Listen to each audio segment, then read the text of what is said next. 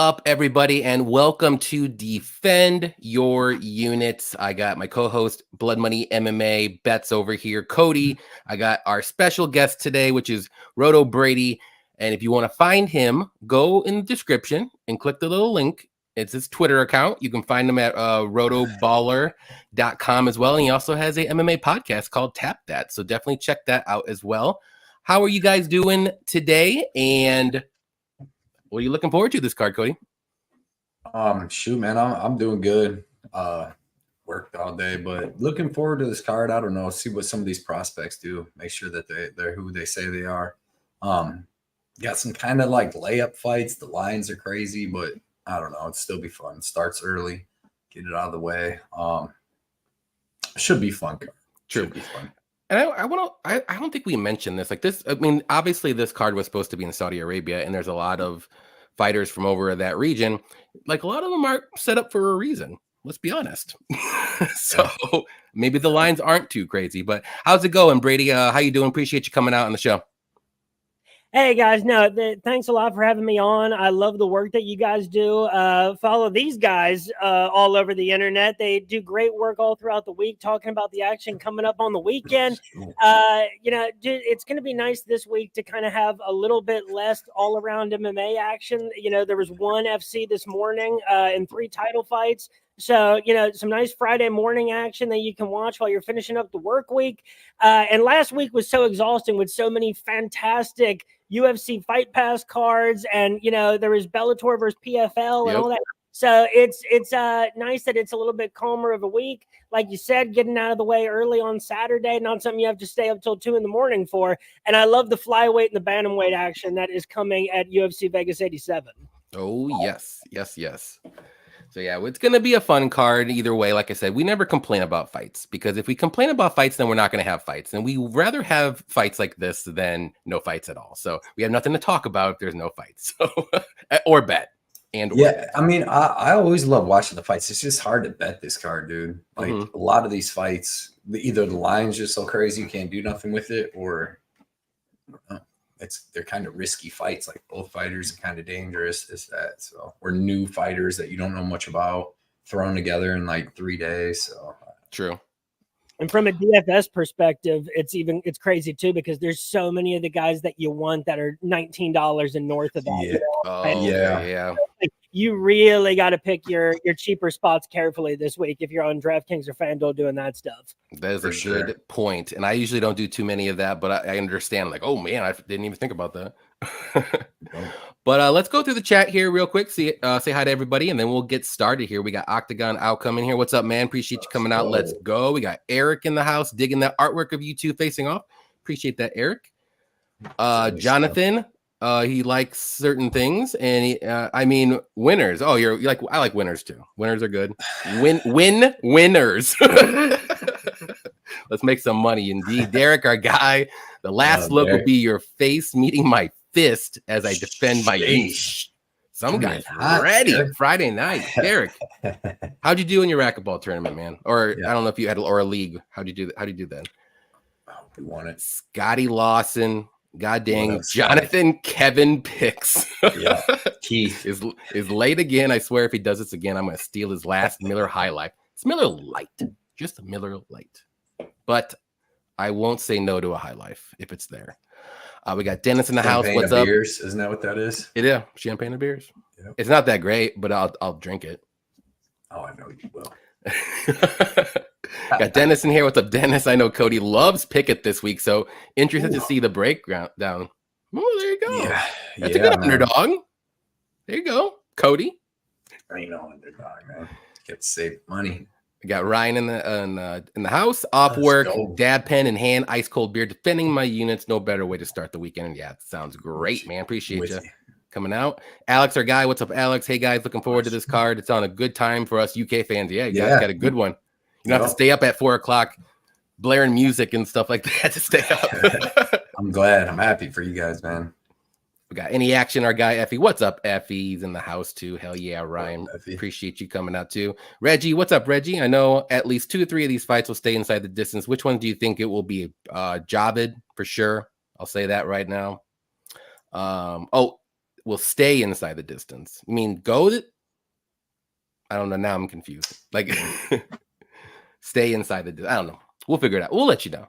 You mean like go the distance or like end inside the distance? Sure. Sure. What's up, Sure. Kiwi? Always appreciate you. Let's go, man. Mate locks or Mata locks. What's Mata up? locks. You guys are legit. Appreciate you hanging Let's out go. with us. Your You too, card bro. helps Look me that up. every week.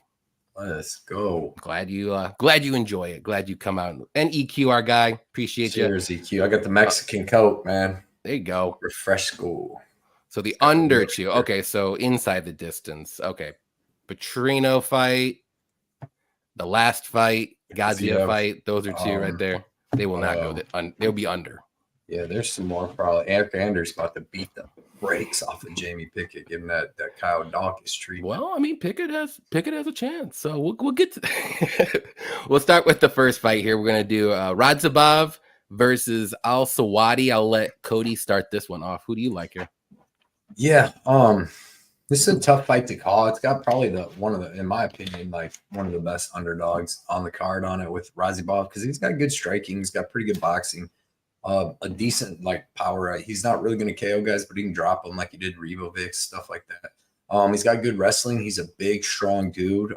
He slows down a little bit, but he's one of them big, strong dudes that fights through it. And you know what I mean? He usually don't death gas. Took a beating in his last fight, but Rebecca's real good, man. And that dude he's so fast. He's a little muscle ball, and he's so fast, and leg kicks were killer. Plus, I really do think there's something wrong with Loic last time because he came in overweight, and like I said, he came in the fight before that, his first fight in the UFC on short notice against Revovic, and he was on weight, and he comes back for a fight that he was planning to have, and comes in, misses weight, so maybe he was injured or something like that. But this time he made weight, looked huge. Al Sawadi, he's good too. I mean, he's fast. He's definitely going to have a speed advantage here. He's going to be darting in and out like he did on Hardwick, but this will be a different fight. We don't know how good that Hardwick dude actually is. And he did look pretty good against him on the Contender Series, but he was only coming at him really trying to box, maybe throw a couple leg kicks and stuff, where Loic is going to be boxing, shooting takedowns, doing all kinds of different stuff. And he's going to be a little bit bigger. Like I said, I like Al Sawadi's speed. I like his striking. He's definitely going to be faster, but it seemed like he kind of started slowing down and getting hit more towards the end of the fight against Hardwick. But in this fight, I mean, this was the best underdog I could see on the card. So I'm gonna take Loic. I'm gonna say that he's able to strike with Al Sawadi, but I'm gonna say that he's gonna be able to out wrestle him, land some takedowns, wear on him, slow him down. They're in the small cage. That definitely favors him, and maybe he can grind out a decision at like plus 350. So I didn't put no bets on him, but I did like him as an underdog in this card. Right on. Brady, who do you like here, or your favorite bets or anything like that? You know, I thought a lot of the same things about Loic, where it's like, you know, an Esteban Rivovic victory carries a little bit of weight at this point, and a loss to Matus Rebecca really is hard to count that hard against him.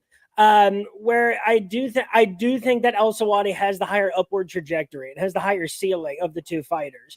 I really trust Al Sawadi's professional experience prior to being on the Contender Series. He's been in a lot of high-level organizations.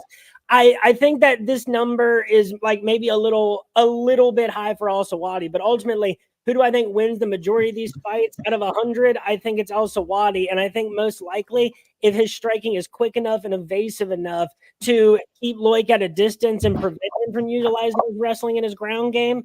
And so Al Sawadi by decision plus 140, I think that's pretty much the same as taking him to win straight up. Yeah. Yeah, I don't mind anybody taking Al Sawadi here. I am on the Rajabov side as well, like Cody.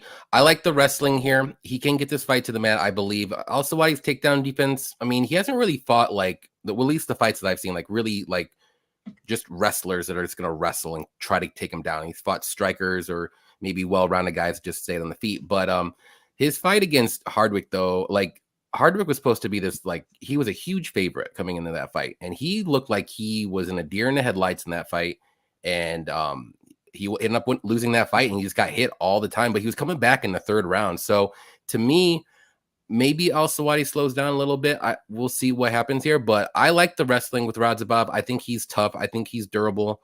And I think this fight goes to decision one way or another. So That could be another good look. You can do the over 2.5 or maybe fight goes to decision just to be a little bit safer. But I'm just going to pick the underdog here. There's not a lot of underdogs to pick. I think this is one of the better ones to pick if you were going to. And this should be a close fight. And like Cody said, the smaller cage will help Rajabov here with the wrestling. Rajabov started off like minus 175 favorite. And then the did. public, then the public bet him down to what he is now. So interesting. I didn't know that. A little fun fact for you, Johnny. Fun fact. All right, let's see what everyone else says. Effie said co-main and main shouldn't need the judges. I agree with that. They shouldn't. Got Shady in the house. Let's go. Posted it. I posted Shady. Hope you saw it. I remember you saw it. Got a good feeling for this card, but the big favorites always make me worry. Good price on your Bayern bet too. Appreciate that. Yeah. Hit my little soccer bet on my Patreon if you want to join up there. I do soccer bets during the week, and I'm gonna have some for tomorrow morning. So nice. We'll check that out. We got Juan in here. What's up, Juan? What up, Juan? You guys are real as fuck. Bless you guys for always blessing us with the cards. Bless we appreciate you. Let's go. Appreciate you coming out, man. Heck yeah. Don't be a stranger. We got Palm Atlantic. What's up? Blessing, guys. Good luck. Good luck to you as well. We got Pick'em, our guy. What's up, Pick'em? We always appreciate you coming out too. For sure. You can tell us some of your good bets here. Effie, yeah, he came back and looked jacked on the scales. He did look good on the scales, or Rajabov. Yeah. I did look at that. So, and speaking of our guys, Cody, what's up? Cody, gang, what up, pimps? Appreciate you. And Rosen gonna nuke this bum. Ooh, okay. A possibility. We'll see. We'll see. Got some goats in here. Yes, we do. Did I just hear that Johnny is giving out a free soccer pick for tomorrow morning? Maybe. Better get in on that Patreon. Let's get this cash. Let's do it. All right, next fight we're gonna do. It's been changing up. Ludovic Klein versus AJ Cunningham. Brady, you can go ahead and start this one off. This one is, the only thing that gives me some pause is that this is a late replacement, matchup. And so we've seen people in, situations where it maybe shouldn't happen, come in and make it a tougher fight than usual. Maybe, in a Manel Cobb situation, maybe the other guy's taking them a little less seriously or whatever it might be. But AJ Cunningham is not even a guy that really impresses me with his professional record coming into the UFC. I mean, the last opponent that he fought was 8-10, and that was at RDC 9 in December 2023. And he lost on his opportunity in the Contender Series. He's been around to some all right organizations. And that'd be different if you were fighting a guy that was on the cusp of, exiting the UFC or, going 1-4. But Ludwig Klein is on a 3-fight winning streak with the draw in between there to Jai Herbert, with the names of Devontae Smith, Mason Jones, and Ignacio Bahamondes. And I believe he was the underdog against Ignacio the last time out. I might be wrong, but you just see. Right. Me and Cody know that too well. The clips of Ignacio knocking people out, and it started in a very strong direction. But this is one that is very appropriately handicapped at these numbers. Ludwig Klein should run through AJ Cunningham on Saturday. The real question is, psychologically, is he going to be looking for a finish, or is the late replacement going to throw him off enough to where he just cruises to a 3-round victory? Or, is he going to break that stretch of decisions that he's had dating back to 2021 and go back to finishing people like he was right as he entered the UFC? Yeah, I agree with all that. Cody, who you like? Yeah, man, I like Ludovic Klein everywhere. Cunningham's getting beat at 145, so he's actually coming up in weight on short notice. Didn't look that great on scales, looked pretty soft. And Ludovic Klein is going to beat him up anywhere this fight goes. He's going to have more power, and he's going to be more skilled everywhere in the wrestling and the grappling and the kickboxing. I said I'm going to pick it. Ludovic Klein by the left head kick, man. He's got a nasty left head kick. He's probably got 3 or 4 head kick knockouts. So let me get Ludovic Klein, first or second round head kick knockout left. I like that. Yep. Yeah, I'm all over Klein here too. There's levels, and clearly Klein is 2 levels better than AJ in their stages in their career right now. AJ, his last fight, in the Contender Series, he fought Steve Nugent. It says it on Tapology, and he was taking some crazy shots from him. It says it on Tapology. I know. I'm just. What do you mean? You're saying how it reads? No, it says Steve Nugent. Yeah, but that actually is pronounced. It's pronounced win. I'm just trying to tell you. How is it pronounced win?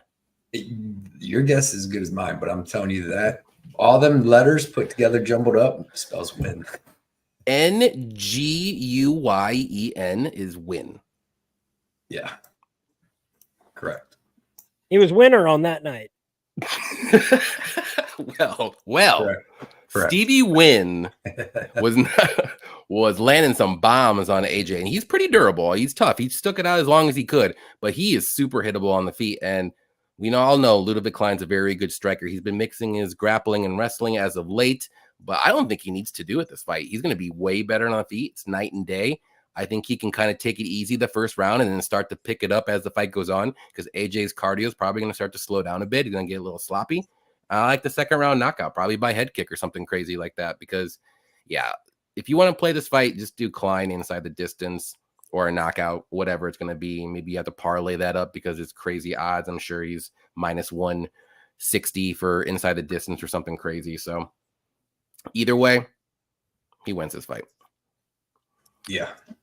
Yeah, he crushed like a 20-something unit night when we was down in Nashville, because I would have hit like my whole layer cake parlay. I had some other stuff in. I had 2 bets on Ignatius. I think I had third round decision, and I also had him in a parlay. And I'm like, couldn't stop a takedown, man. And he got in the first round, he got cracked. Then he won the second round, third round. Couldn't stop a takedown. We got Bunny Hunter. What's up, Bunny? Said Jarzino. Can't even read.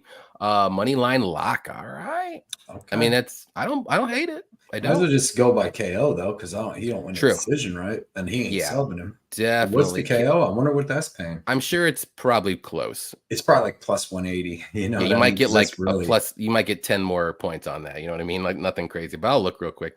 Let's see. The money line's plus 164 now. Jarzino plus 165. What? You get that dollar. And then he wins a decision. You lose trying to get that $1 and he gets a decision. $1 more, man. How crazy. That is insane. Because like I put in my Javid Basharat, breaking the ice on that or whatever on that fight, but I put in that bet and I could have took him by unanimous decision at minus 145, save $30. But like, what are we doing here? You know, I'd rather put 320 to win 3.2 units to win 2 units than 2.9, and somehow, you know what I mean? He gets a split decision. Because you know how these judges are these days. So I just paid the extra a little bit. You'd be so mad if he just won by split instead of unanimous. That's crazy. We got Artem in here. What's up, Artem? He said, be careful of Johnny K, guys. He poisoned my fighter Cole Farrell in the WMMA 5 tournament hosted by 138 MMA. He can't be trusted. Oh, that was funny. It's good stuff. Appreciate you coming out, Artem. I'll have to get you on a show one of these days. Last minute fighters lose 90% of the time. Okay. Yeah. Is that true? That's, I mean, if you're keeping track, that I trust. Marcus McGee. Trying to think who else comes in short notice, and Ruzibov, maybe something like that. Yep. Spiked his water after waiting. I gave him Montezuma's revenge. The kind of poison that makes you talk dirty. Oh gosh. Sheesh. Scott, what's up, Scott? Thank you for the breakdown, guys. Appreciate you coming out, Scott. And we're gonna have way more to come here. Let's see. You are reading it wrong, Johnny. It's Ted Nugent. Not great at UFC, but hell of a guitar player. Yeah. That's hilarious. And our guy Johnny News. What up, Johnny? Appreciate the dono as always. You're the man. What's the path to victory for Sapai or Sapai? I don't know how to pronounce that.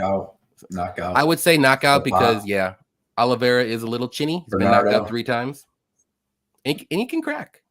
Yeah. So he's got like 11 knockouts out of his 13 wins. So definitely knockout because we'll get to, but Vinicius is good, man. Good. Yeah, we'll get to that. Let's see what the next fight is. Maybe that's the next one. Nope.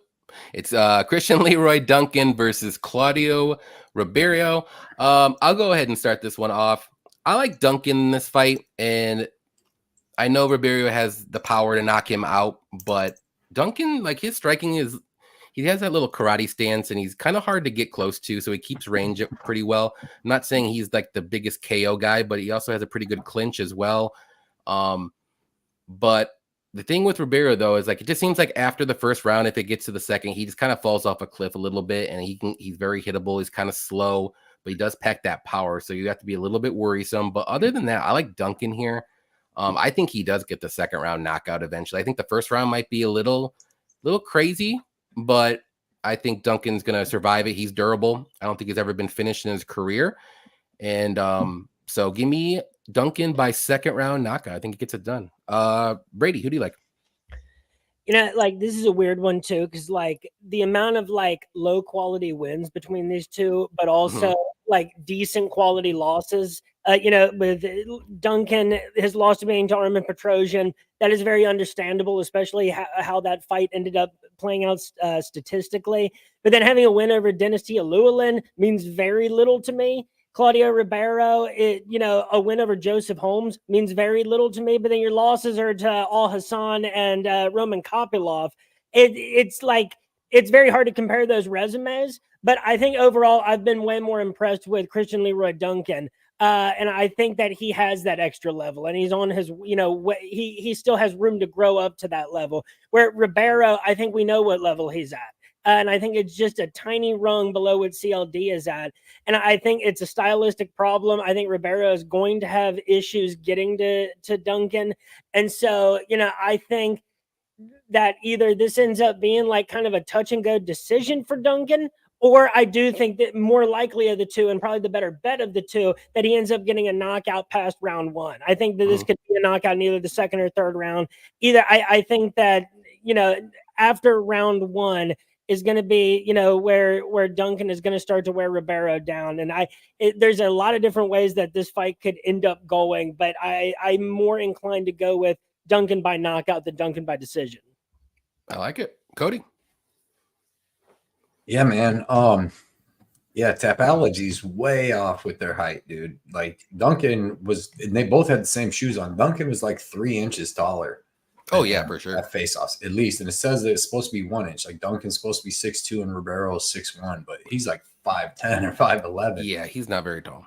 I like the over 1.5 in this actually, because like if you go watch some of Roberio's fights, especially with Joseph Holmes, Joseph Holmes was able to land the takedown, but he was able to hold him up against the cage a lot and just hold him there. Even in the second round, that's why I had the under 1.5 in that. And he was able to go, even though Joseph Holmes was ready to quit, like at the end of the first round, he still lasted after the middle of the second because he just held him up against the cage. And I think that's what Leroy Duncan's going to do out here, because that both guys are super dangerous, and Duncan's going to have to wear him down a little bit before you just want to go out there and start throwing all your spinning attacks. I don't know. I'm not that high on Duncan at all, man. Roberio, he hits hard. He's got powerful leg kicks.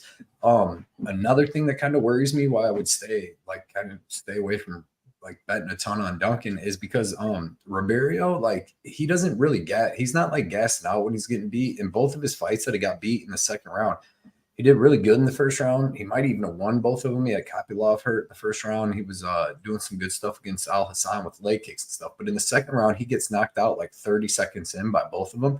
But it's not because he's just like gassed out. Like he just gets head kicked right off the bat by Kopylov. And then he got hit with a big shot by Al Hassan. But he came out against Holmes and still had pretty good cardio, out cardioed him. But I don't know. This fight's risky.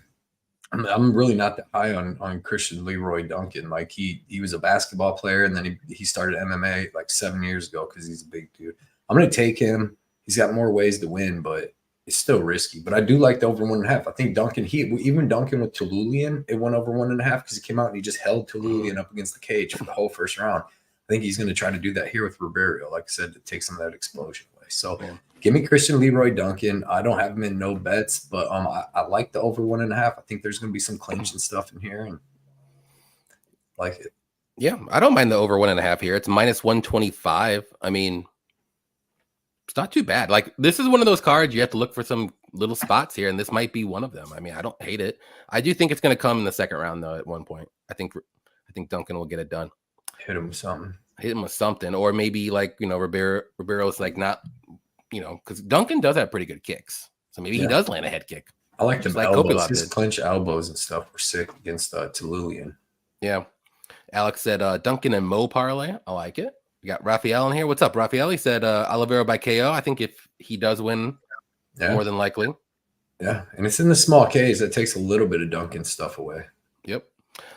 Nate Brown, what's up, Nate? He said hit that like button. Yeah, hit that like button, guys. We got 46 people in here. I want at least 30. At least. I'll look next time. So I'm watching you. Got Mike Ross in here. What's up? He said Duncan looked huge at the weigh-ins. Yeah, he's pretty tall. He did. Duncan KO, Mo sub, also a good shout or good look, I think. Yep, I like that too. I'd be very surprised if Oliveira and Sapai went the distance. I agree with that. Yeah, I actually think that goes under 1.5. I mean, oh, okay.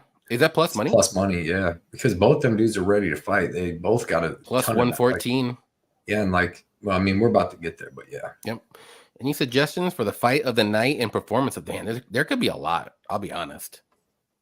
I think the Oliveira fight might be a good fight of the night. I think the Schnell fight could be fight of the night. Yeah. I think Petrino and Pedro could be fight of the night. Perez and Mokaev could be fight of the night. There's a ton. Yeah. Definitely going to be Anders. That's just performance of the night. Yep. Won't be fighting. Next one here we got is Javid Basharat versus Ayman Zahabi. Cody, you can start this one. Yeah, I mean, this is going to be a good fight, but I expect this to be like a boring fight because Basharat, he's not the most dangerous guy. He's technical, great fight IQ, good wrestling, good defensive wrestling, good jiu-jitsu, and good striking, but he don't put a lot behind his strikes. He's more going to volume you up. And then you got Firas Zahabi, who's actually pretty good. He doesn't throw a lot of volume, but what he throws, he's a counter puncher. He cracks. You seen him knock out Aori Q Lang. He's the first guy to do that. Knocked out Draco Rodriguez, and then hit Ricky Tercio so hard he made him punch air for 300 shots. He did. In the first minute and a half, he cracked him twice. Dude, and Tercios is like, I'm gonna hang out here. So, I see. Hopefully, Basharat's as durable as we think he is. He's probably going to take a shot or two at some point in this fight, but he's shown durability. He's got hit decent in his fights. I expect him mixing some wrestling, all different kinds of stuff, but I expect this to go to decision. So I ended up betting Basharat by decision. He hasn't been finishing anybody in the UFC, and I keep saying Firas. Ayman Zahabi is Firas' older brother. But Ayman Zahabi, he's well-rounded. He's a black belt in jiu-jitsu. He's well-rounded. I don't see him getting taken out. I don't see him getting knocked out. He's got finished one time. It was a crazy spinning elbow. So, give me Basharat by decision. Another thing, he could get hit hard at the beginning of the fight, and do just like Tercios and just pick him apart from the outside, which is what he should do. But I think he's going to go in there. He's got good fight IQ and just know that that's like Zahabi's only chance to beat him is just to crack him with a giant shot. So why not pick him apart, mix in some grappling, do all that stuff. So he's smart. I think he'll do all that. I like it. Brady, I just want to let you know I saw that Miller Lite can. So let's go. Cheers. Okay. Oh, you guys are both Miller Lighting it up. Okay. Hey. All right. It's gonna be a good fight. There you go. But who do you like here, Brady? So I agree on a lot of the points here. The thing about Zahabi is that he's on a really nice 3-fight winning streak, against, a decent slate of opponents. It's, got him back on track after losing 2 in a row and having some real activity issues in the UFC and getting up there at 36 years old. You wonder, it was very reasonable to wonder back in 2021 if he was going to be able to beat Draco Rodriguez. And so it's a very nice winning streak that he's on.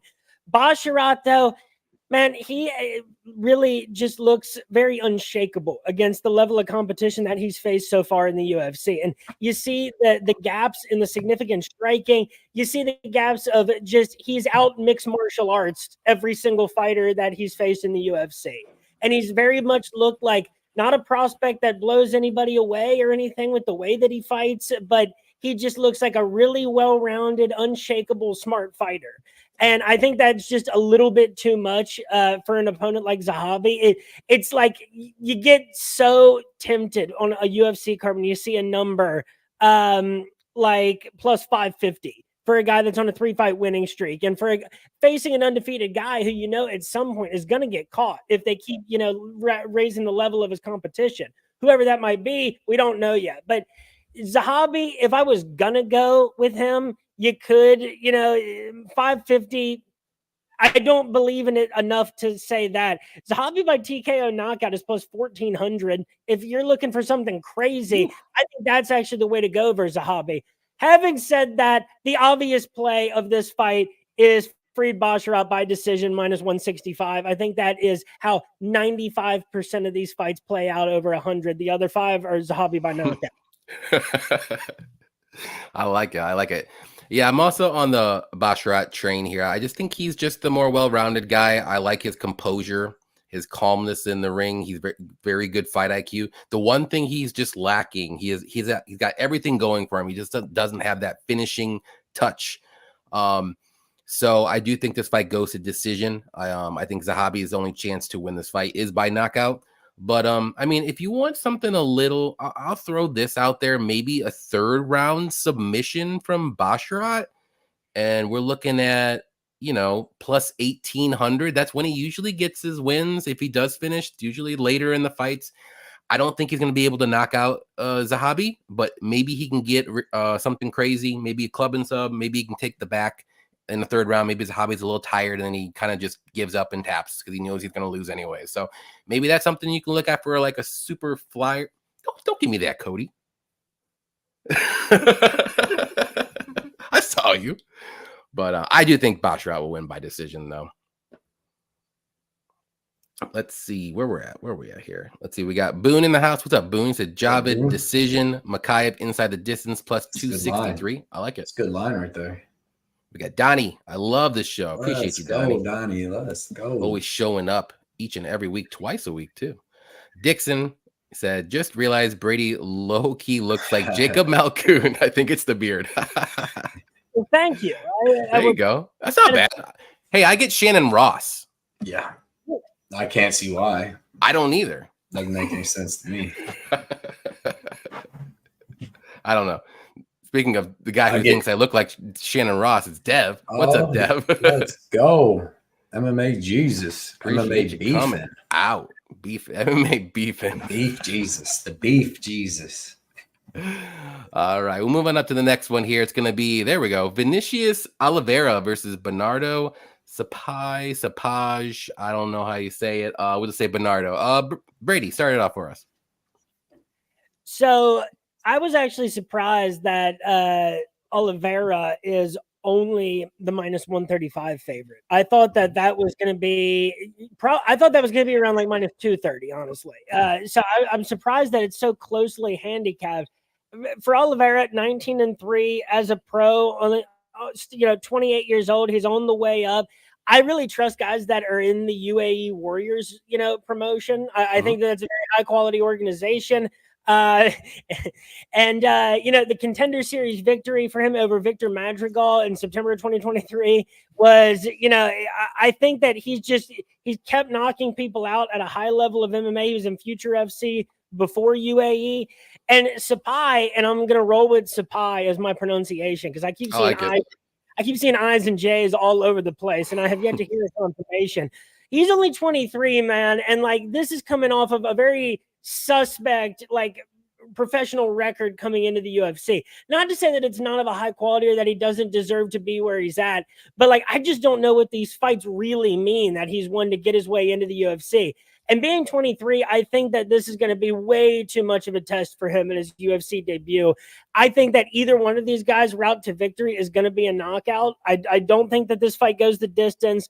I think that, maybe under 2.5 is a reasonable, round number in this fight. I'm not comfortable with 1.5 or anything like that because I think there's too many question marks between these two dudes for each other. But Oliveira by knockout is plus 165. I think that's basically the same as, betting on him to win straight up. And Sapai by knockout is plus 240. That number just isn't doesn't offer enough reward for me as opposed to the upside that I think Vinicius Oliveira probably wins this fight 65 to 70 times out of 100. True.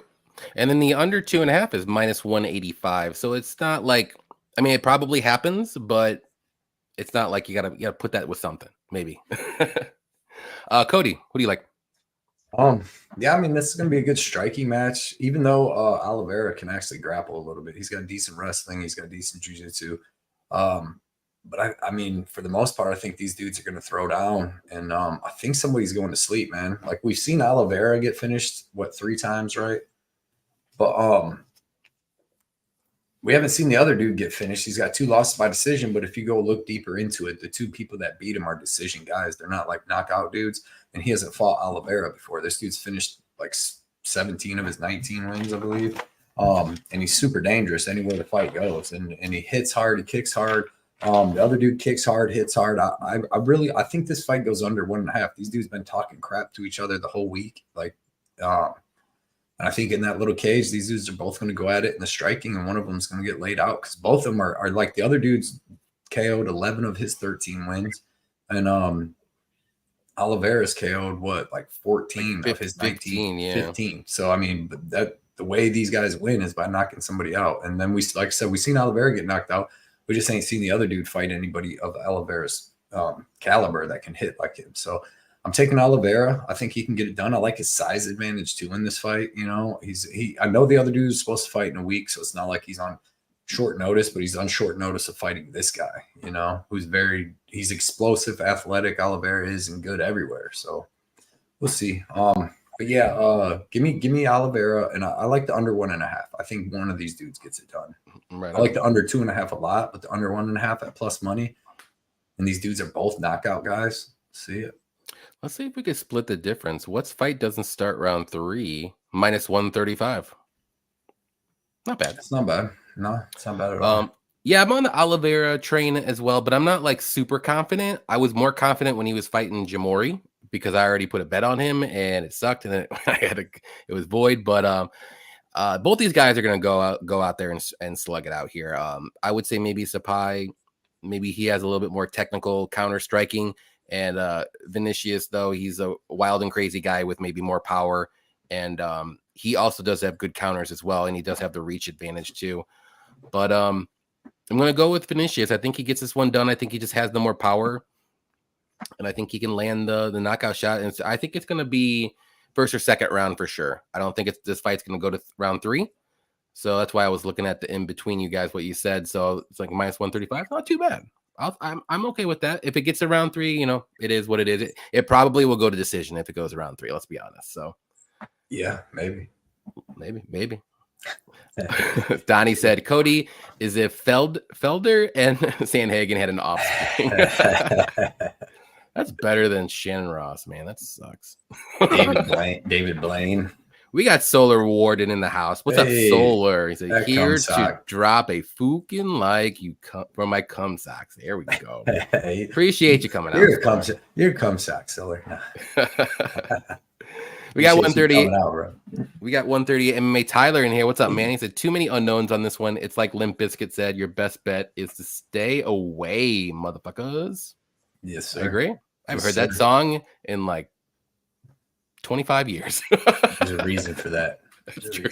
That's very true. We got Nick in here. What's up, Nick? He said, I predict 2 or 3 apple pies are getting shit in this week. You'll be careful. Be careful on that chalk, and all y'all hit that like button. Appreciate it coming out. Let's go. Smash it. 138. Will you punish Johnny K for spiking Cole Farrell's water? Hey, man, those Brazilians will get you. Got to watch out, man. Charlie, I'm not drinking a gallon of milk. That's crazy. Yeah.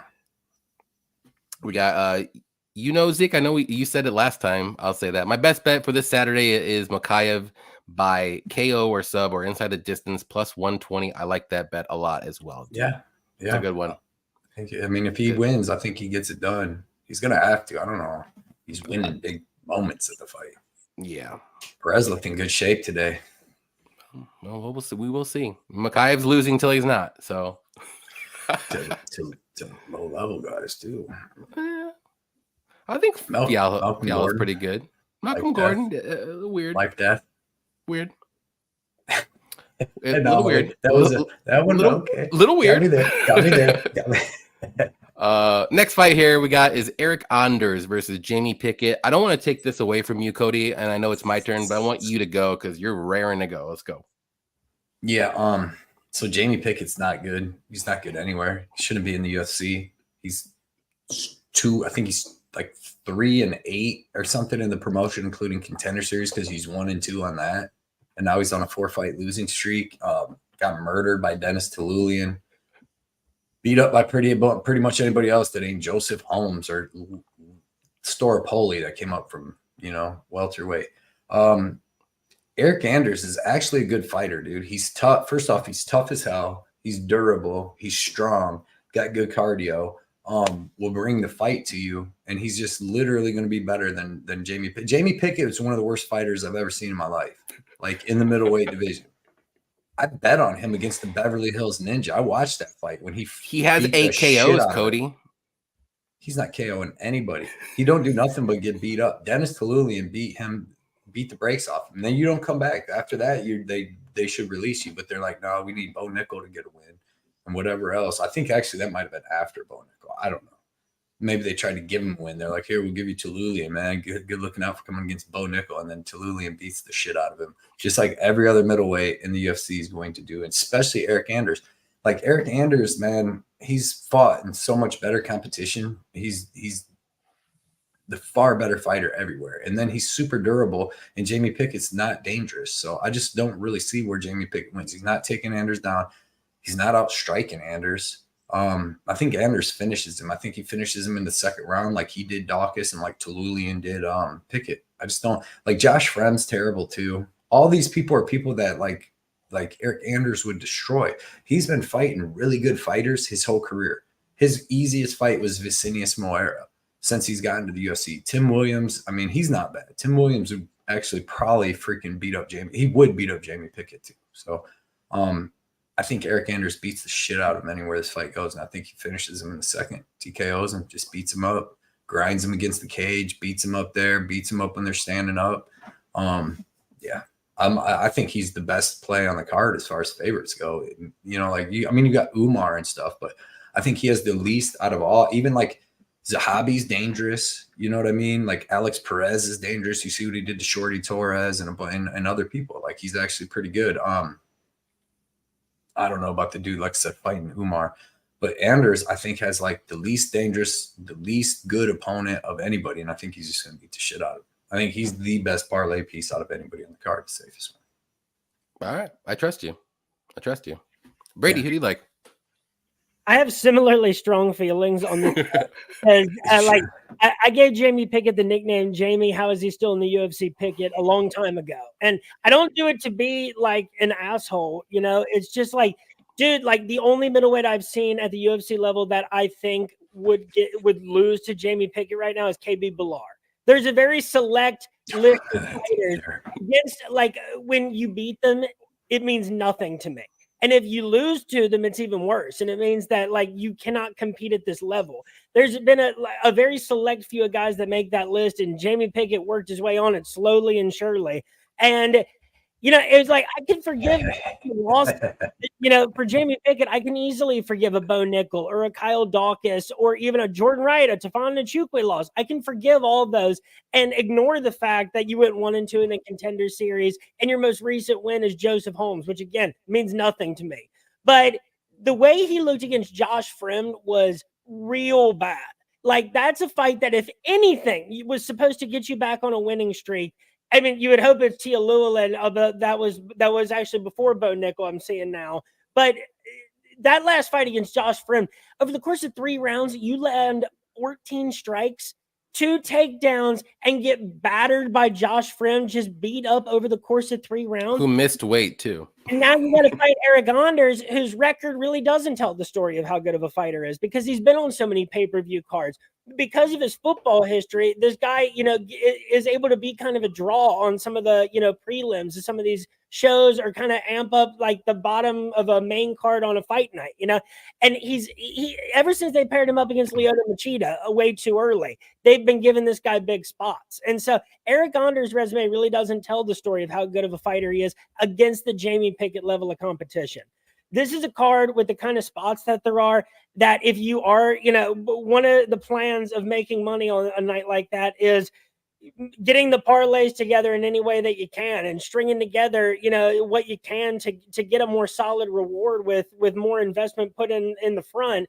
And Eric Anders has to be a part of that. Like I do not feel safer about a single win-loss scenario on Saturday than that Eric Anders is going to beat Jamie Pickett. Not even that Eric Anders, does he win by knockout? Does he win by decision? I don't know. I think those outcomes might be like a 50-50, 40-60 split. But I see no way that Jamie Pickett wins this fight. So, I think that this is very smart by the UFC.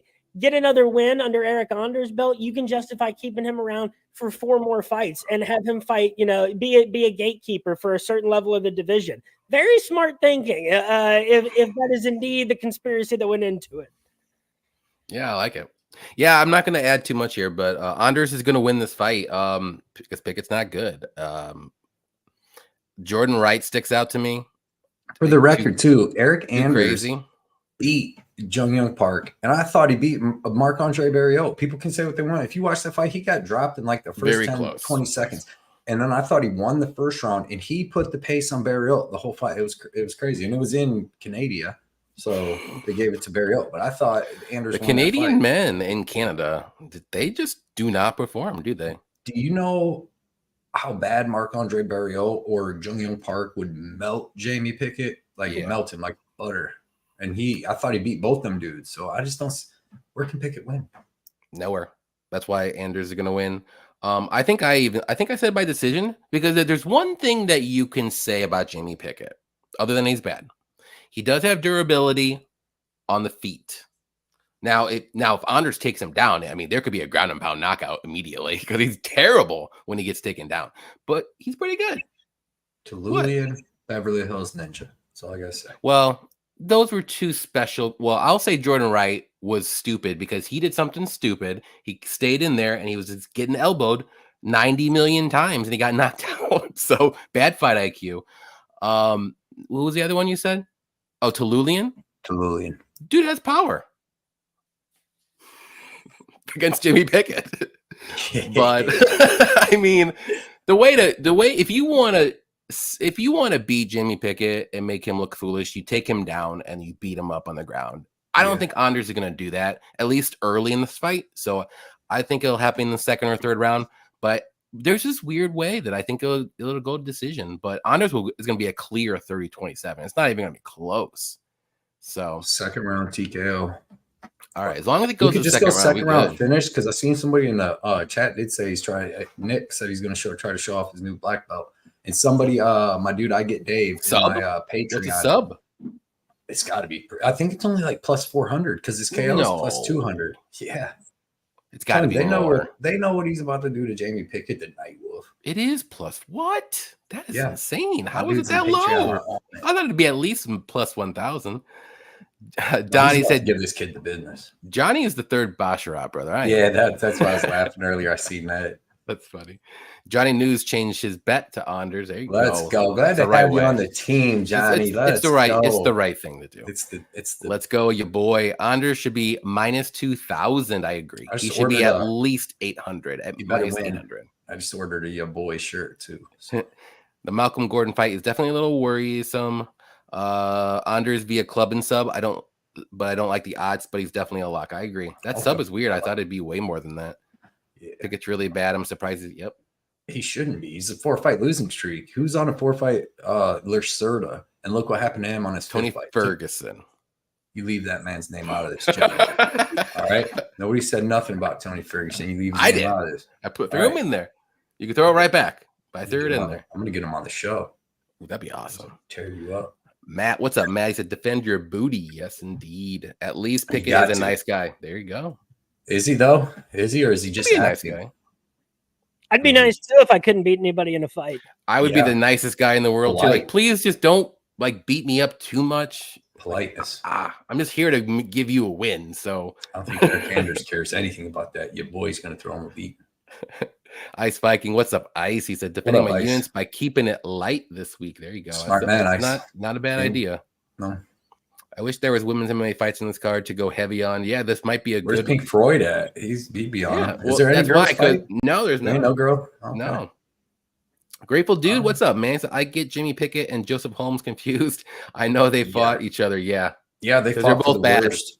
Yeah, and they went back and forth. Jimmy Pickett won though. You got to give him that. He didn't even. Yeah, he's staying alive. Pickett's Dev even say alive. he's a cool guy, just not a real fighter. There you go. Yeah. Who would win? Who would beat Pickett at middleweight? Everyone. No, I don't know any. Who would he beat? Nobody. I don't think there's anybody left in the UFC he would beat. Because Holmes ain't in the UFC no more. I don't think Amadowski's gone. The Barberina, he's like the worst middleweight. He would beat up Jamie Pickett. I think he would. Yeah. So. Yeah, Nick said that's when Nick wants to show off his belt. Yeah. I mean, who would beat? Man. Yeah, nobody. That's what I said. I mean, Anders was on JRE. He's the real deal. Yep. Go. Anders could get injured or DQ. Don't say there's no way. Well, we don't want to look at that. Don't you put that bad juju on us, Matt. That's just bad juju then. Yeah, exactly. Wait, hold the fuck on. Yeah. Pickett lost to Jordan Wright. Yeah. Jordan Wright. KO. Because he stayed up against the fence with his head right there, and Jordan Wright just kept elbowing, and he got knocked out like that. Yeah. Like 6 or 7 elbows. He got knocked out by Jordan Wright and Dennis Tululian. Them are the two of the, that's why they're right above him as the worst up there. But I don't think What's His Nuts is in there no more. Beverly Hills Ninja. I don't think Tululian probably is neither. Didn't he just I don't know. Again? I don't think I've seen that with Cutter now. Yeah, you shouldn't. He lost like 7 fights in a row. The only person I think he beat Ike Villanueva too. Yeah, he did. Anders was plus 800 by sub, and it got hammered down. Oh, okay. Well, that makes more sense, but I thought it would be higher than that. Let's see. The next fight here we got is Matt Schnell versus Steve Erceg. I'll go ahead and start this one. This is going to be a fun fight. Matt Schnell always brings it. You know, he's a dog, but he just doesn't have a chin. He can't back up his style. Like he's pretty well-rounded, good grappling, good striking. He's got power. But man, if he gets touched on the chin, he wobbles. He might stand up and, keep with it. But man, he does not look good when he gets hit. The Sumadarji fight, that fight was crazy. I think he got knocked down 3 or 4 times, but he ended up winning because I think Sumadarji just gassed out and he's not great on the mat. So he got finished on the mat. But the next fight right after that, Schnell fought. He got knocked out by Nicolau, who never knocks out anybody in the second round. So Steve Erceg, he's got the power. He's got the durability. He's got good grappling. I think he does have some power in his hands, but he only has 1 knockout in his career. I think he can get a knockout in this fight. But again, the odds for that is not even that. It's like plus 200. It's crazy. So I like Erceg to win. I think he can get this one done, whether it's by knockout, by submission, or by decision. I just think Schnell is basically finish or bust here, and I don't think he's going to be able to finish Erceg. So I don't trust that chin to lay that, the dog prices. So give me Erceg to win. I'll say by maybe like a 3rd round decision. Maybe there'll be some grappling early, but I think he's going to catch him a couple times at least because, man, you just need to catch him a little bit, and he just wobbles. It's crazy. So he's like a little wobble guy. What are they called? Those wobble things. No, the wobble, like the things that like wobble. I don't know what they're called. Wobbles. Yeah, the new things are bobbleheads, though. I know the bobbleheads, but he is a bobblehead. Yeah. That's all I was saying. Over and they come back like. Yeah. What are they called? I don't know. Things. Like door stoppers. That just the thing I can think of to call them. The wobbles. The hula hoop dancer. No, it was like on the car. Those a wobble. You can like those. I guess like a little punching bag thing you can do too. Like it has like sand at the bottom where you like hit it and it like comes back. Like that's like what he is. It's like wobbles. It's like something like that. I don't know. No, not the speed bag. Whatever, Cody. Go ahead. I'm trying to help you, Johnny. You ain't helping nothing. You're making it worse. Jesus, Go ahead, Cody. Who do you like? Nice. I'm here to help. Yeah, it's like Matt Schnell's not bad. He's a veteran. He's not bad. He's well-rounded. Black belt in jiu-jitsu. Like he's decent striking, good boxing, you know, like fast hands. He's not that powerful. He's got a little pop, but he's not like that powerful. Decent wrestling, and he's got, like I said, like pretty decent jiu-jitsu, but he just doesn't seem very physically strong when he's wrestling with guys. Like they kind of can just slam him down. And he doesn't have a chin, you know what I mean? So that's kind of, you know, two things. Strength and your chin are some things you need at the higher levels of MMA. So he's got no fight IQ either. Like he'll get into a firefight with you, like he's gonna knock you out. I bet if we look, he hasn't knocked nobody out since, like, you know, 2014, but he'll still, like with Alexander Pantoja, except, dude, he fucking made Pantoja do the zombie walk, bro. He's like the only person I've ever seen really. No, Figueiredo was cracking him and hurting him. I think even Askarov was. But yeah, dude, he because him and Pantoja just started throwing all these bombs, dude, and he had him hurt for a second, and then Pantoja knocked him fucking right after that. But that's his problem, man. He gets hit, man. He gets hurt a lot. He's been knocked out what, 6 times? 4 times, 6 times, 4 knockouts, 5 submissions. But then you got to take, I mean, he got knocked down and rocked by Sumadarji. 4-2. Yeah, 4-2. He got knocked down by Sumadarji 13 times. He's basically been knocked down in every single fight, even if he didn't get beat or he come back and win, because he's just always getting hurt. And Erceg, man, he's just like him. He's well-rounded, but I actually think he's stronger. You've seen him taking down Costa, which that dude's actually got good wrestling, really good jiu-jitsu. That dude's tough as hell too. That was a good win. The Dvorak win's obviously good too, and he had both of them guys hurt at certain points in that fight. And I think what he hurt them with will finish Matt Snell. But I also think he can out wrestle him. I think he can out jiu-jitsu him. I think he's 10 times more durable, and I think he's going to crack him and club and sub him, or I think he can take him down and eventually sub him. Man, he just puts a pace on him, and he's super durable. That's Matt Schnell's kryptonite. So.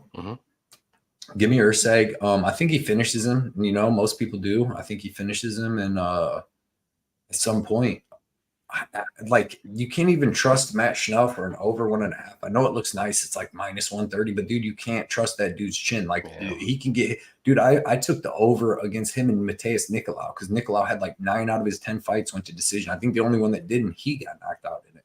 And yeah, dude, the first time he touched Matt Schnell, dropped him. He got back up, hit him with another shot, dropped him. Like, it's just his MO, dude. Tons of money is coming in on Erceg right now. It's -500. It should. How does Matt Schnell really beat him? Because he's not, I mean, he's not going to catch him in nothing. Erceg's like, that's what he is legit a grappler. But now he's showing he's got power in his hands. He's well-rounded and he's durable. He took some big shots against Costa himself. He took some decent shots against Dvorak and was out grappling him. So give me Erceg, man. This kid's pretty good, you know. Matt Schnell's like 34, 35. Then beat up and down. Is he still training like he's going to fight for the title? You know, Erceg's training like he's going to fight for a title, I'm sure. So give me Erceg, man. Keep climbing them rankings. I like it. Brady, who do you like? Schnell is always a guy that like makes me nervous because of that wild card junkyard dog kind of quality that he has. You know, like his fights, they end up erupting in like chaos a lot of the time. But the real important part of that is that more often than not, over the last handful of fights, it still hasn't come out with a victory. And it took a miracle comeback of the year possibility, like against Sumatahari, to, you know, end up getting that win. Otherwise, he'd be on a very bad losing streak. And credit to him. I mean, like when you have to fight guys like Nicolau and Pantoja and Royval, you know, when you are a ranked flyweight, those are the guys that you have to fight. You know, on a you know, and your activity level is a little bit higher too. So Schnell always makes me like nervous because he instills chaos. But Erceg, I mean, just having the win over David Dvorak, that's already, you know, probably the best win on Starboy's resume. And we're not talking about Steve Erceg, you know, in the same light for whatever reason. Erceg is a very real prospect at 125 pounds. And, you know, I was at first on him by decision just because of the way his 2 UFC wins have gone.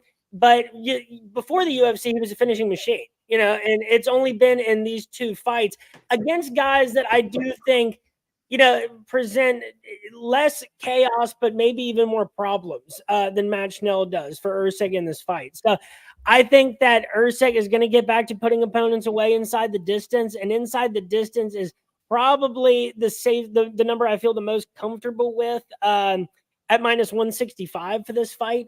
If I was going to pick, you know, a route to victory, Erceg by submission is plus 200, by knockout is plus 180. I would still go with Erceg by submission just because that's been more of his MO throughout his professional career, regardless of the fact that he's facing match. No, he gets hurt a lot.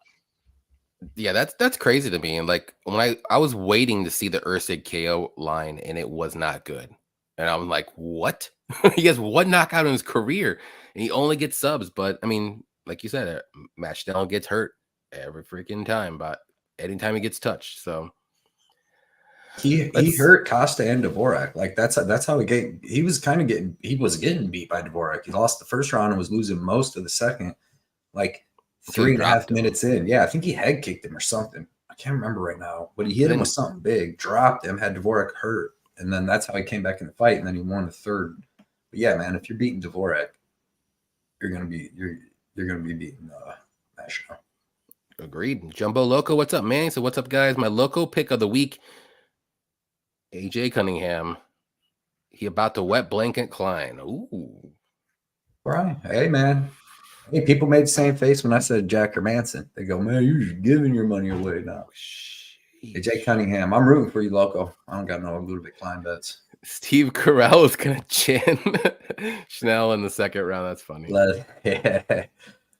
Is AJ Cunningham a better wrestler than Mason Jones? Wacky inflatable. Yeah, kind of like that. He is a little bit. Yeah, he's 500 right now. It's crazy. Yeah, I got him at 320. I parlayed him with your boy.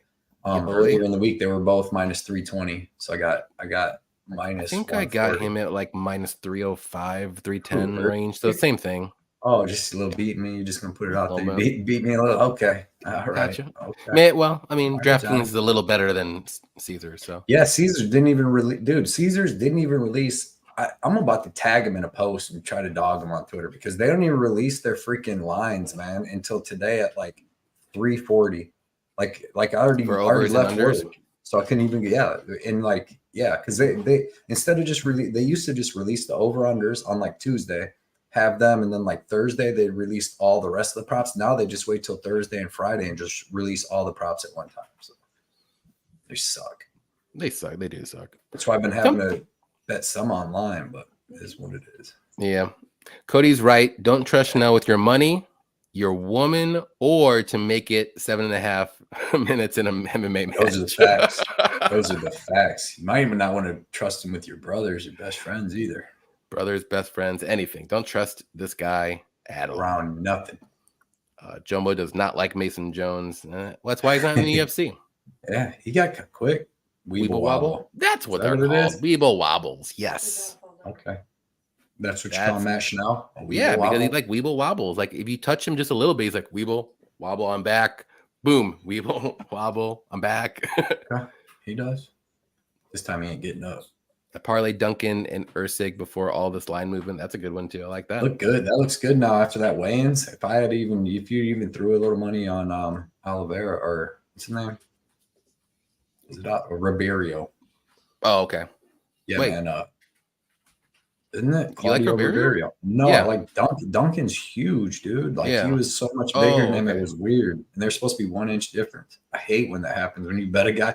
Like when I bet the one Russian dude, because he was supposed to be 6'2", and Kyle was supposed to be freaking like 5'11", and Kyle came out. Gaziev, Omar Gaziev or whatever. Was it that one? And Kyle comes out and he's 6'3". What's his? It's something like that.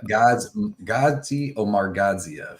That's what it is. Yeah, it's something weird. I was like, unreal. Tapology, man. Come on. Yep. Don't trust him.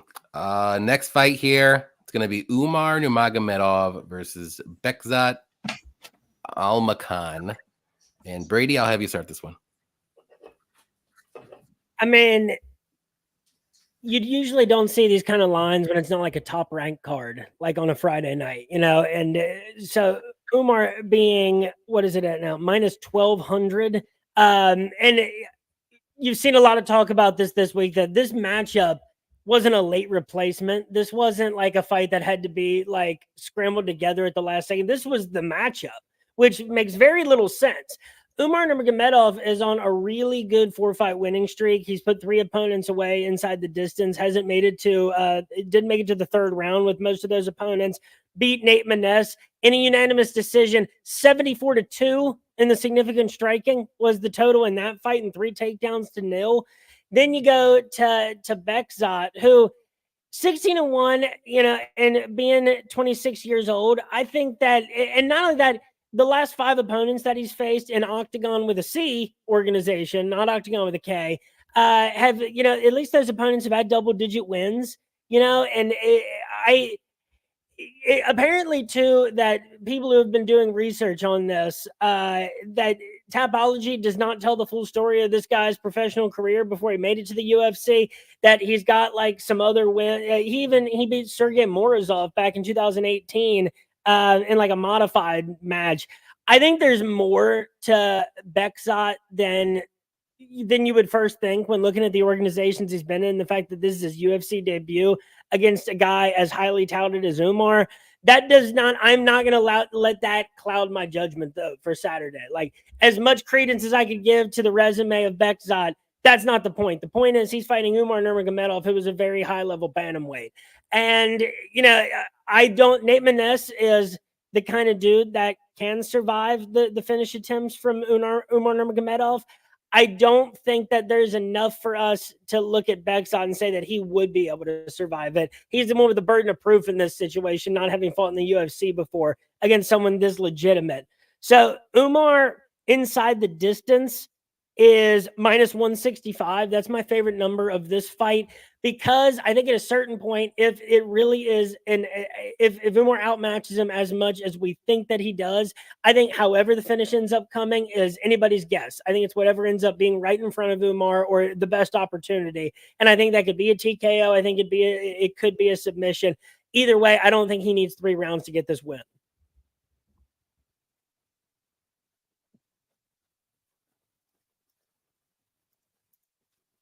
Sorry, my bad. I never do the mute on this. It's weird. Cody, you're up. Yeah, man, this fight makes no sense. I feel like there was better fights that could have been made. Like, he could have fought Jonathan Martinez. He fought in 2023 and leg kicked the shit out of Yanez. Didn't even take a punch to the face. He could have fought Davison Figueiredo instead of Figueiredo. Dominic Cruz. Like, there's some good fights, and they just bring this dude. And I get it. Maybe them dudes didn't want to fight him, but I highly doubt it. But I don't know. Sucks we didn't get to see him fight Sandhagen in Nashville. But yep. Umar is great everywhere. He's not one of these like regular Dagestani wrestlers. Like, he can wrestle, but he's like a kickboxer that throws crazy kicks, like wheel kicks and just question mark kicks and just all kinds of crazy kicks. He's really good with his lead leg. He can switch stances, and he's got good power in his hands. You've seen against Barcelos. Like, even before he knocked him out with that weird, like, came up with the knee, had him blocking the knee and hit him with that short punch. He was landing some long, hard jabs and straight lefts on him too. So he's great everywhere. I mean, good wrestling, good cardio, good jiu-jitsu. He's great everywhere. He's probably going to be fighting for a title. Bekzat Almakan, like, he's good. He's well-rounded, but I watched like 4 or 5 of his fights, man. I seen him get rocked in 3 of them, like hurt pretty bad, almost finished in 2 of them. And he ends up coming back and fighting him. And that's against more lower level guys, like I put a thing on Facebook or Facebook on Twitter where he's fighting on rugs and stuff, dude, in a cage out in the mountains. So I'm taking Umar here. This dude is good though. He's good for the people he's facing, but you can tell he's well-rounded. He's got good kickboxing. He's got good head kicks. He has pretty good wrestling and stuff. He's going to be a little smaller than Umar. I still like Umar. I say he gets it done. I say clubs and subs him. Like I said, I've seen this kid get hurt 3 different times in 3 different fights. So I'm not sure how good his chin is. And if Umar hits him and rocks him, he's either going to put him out or he's going to sub him. I think he subs him. So give me Umar by 2nd round club and sub. Right on. Yeah, I think this fight goes a little bit later than a lot of people think. By later, I mean like over 1.5 rounds. But I do like Umar to win. I think he does get it done inside the distance, probably by sub. The one thing I would worry if you're hoping for the over is if somehow Umar takes the back early, it's probably going to be quick after that, because Umar has 6 out of his 7 subs are rear naked chokes, and he has a very good rear naked choke, and he will get you out of there immediately. So I think Umar is going to test the striking a little bit. He was injured before the Corey Sandhagen fight, so maybe he wants to get a little bit of ring rust off. This is conspiracy hat time. And then once after the first round hits, he probably wins it, the striking exchanges. And I think anything goes after that. I think he's gonna maybe go for some takedowns. He got all of his reads, everything good, and he's just gonna go to town. So Umar, second or third round here. I think he gets it done probably by sub. Let's see. Bunny Hunter said, bet online is the way to go. I'm going to have to check it out. I'll have to see. I'm always a little sketchy, though, like with sports books like overseas, or it's not like in the U.S., if you want to say. Yeah. I like my casino, too, because they hook me up with trips and stuff like that. So, like, I know DraftKings, they give you, like, boosts and shit, but I don't need you to con me into another fucking parlay. Hey, that's all they're trying to do. Like, hey, man. Boost is 50%. For one. Make a plus 1,000 so we can take the money, please. Don't be bad mouthing the parlay guys like me. I'm just saying, man. I lose when I do big ones. Like fair enough. But we got about 55 people in this chat. Please hit that like button if you haven't. Let's get this bad boy up to 50 likes. I think the last time I looked, it was 35. So you did the first part. So let's make it up to 50 come on, here. Man. It's so easy. It's free. It's easy. We got 3 fights left. Good. Alex Perez. Oh, yeah. Makes me feel good. Makes us feel like, ready for some fights. Let's go. Alex Perez versus Muhammad Mokaev. Who would like to start this one? I don't even remember where I'm at. I forgot the order. You want to go? Go ahead. Yeah. It's another one of them risky favorites, in my opinion, dude. Like Mokaev, man, if you watch him, it's kind of weird. Like he's not the best wrestler. Like I've seen him get out wrestled, like, and have trouble taking guys down, even like Tim Elliott and stuff, which Tim Elliott's a pretty good wrestler. Even that Fiallo, you know what I mean? Most of the time he's got to just like engage in the grappling and then he can get some reversals, stuff like that. He's got pretty good cardio. His striking doesn't seem to be bad. He just doesn't trust it. Like, I don't know. It's like he doesn't want to get hit, because I've seen him like throw a power leg kick and then take off like weird. His exits are weird. He's not going to stay in the pocket. He doesn't want to strike at all. That's why. I'm still shocked that he got that win. How different if he didn't come out, hit that flying knee and choke over Durden. Like, how good of a fight would that have been? That would have been a crazy fight. That would have been a crazy good fight, dude. I want to see it again anyways. But yeah, so he's good. He's got good cardio, but some of his fights, he doesn't look that good. And he's a young kid, though. He's getting better and he's growing, I'm sure, into his body. But he's always hurt, too, man. Like, he hurt his knee, hurt his shoulder. I think when he went into the fight with Fiallo with a hurt shoulder and then got fucking knee barred and got his knee torn.